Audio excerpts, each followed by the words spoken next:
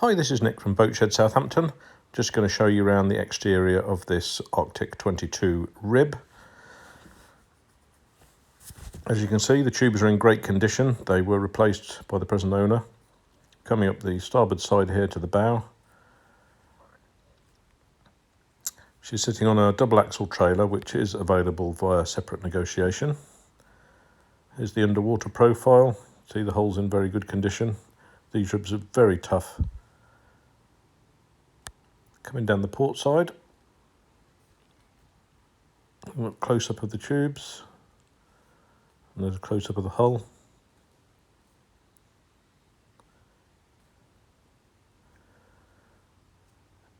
And you've got a big A-frame on the back.